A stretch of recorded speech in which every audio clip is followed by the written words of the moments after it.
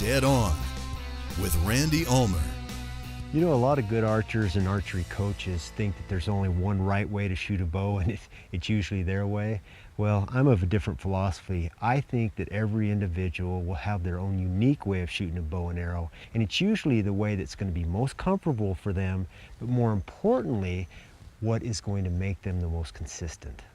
So what I'm saying is it's okay to have your own individual style, but even with that being said, you have to keep one thing in mind, and that is that good form isn't necessarily always the most comfortable form. What I call good shooting form is merely doing things in a way in which they are most perfectly repeatable. It really doesn't matter how you hold the bow if you can do it in the same exact way every time. All this is especially true when you're setting up an anchor point.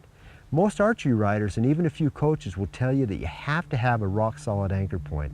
Now, I believe a solid anchor point at one time was absolutely mandatory, and that was back when we shot with fingers and we didn't use peep sights. Let's look at how we aim a rifle and compare it to how we sight a bow. The rifle has both a front sight and a back sight, and if you don't have one or the other, the gun isn't going to be very accurate. And the same is true for a bow. You need a front sight and a back sight to be accurate. Back in the day before peep sights were invented, our anchor was our back sight. The anchor had to be consistent, and to be consistent it had to be solid. Since we started using peeps though, the consistency of the anchor point became much less important. As long as you're aiming through the peep, you're going to be fine. There are a couple problems with having a rock-solid anchor point. The first is that it's nearly impossible to keep your 20-yard pin in the middle of the peep and then keep your furthest pin in the middle of the peep without shifting your anchor point. Secondly, when you do use a solid anchor point, you tend to push the string into your face, and this will interfere with the string's forward movement. The string actually has to move around your chin as it moves forward, and this is going to make you miss left if you're a right-handed shooter and right if you're a left-handed shooter.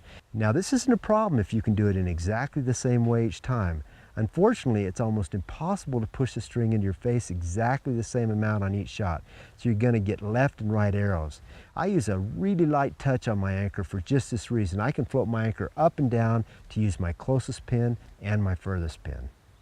If you do feel like you have to use a solid anchor point because it gives you a sense of security, that's fine, but here's what you have to do. You have to use a peep with an aperture that's large enough to fit the housing that goes around the pins. Then, if you keep that housing centered in your peep, you can use whichever pin you want to shoot with.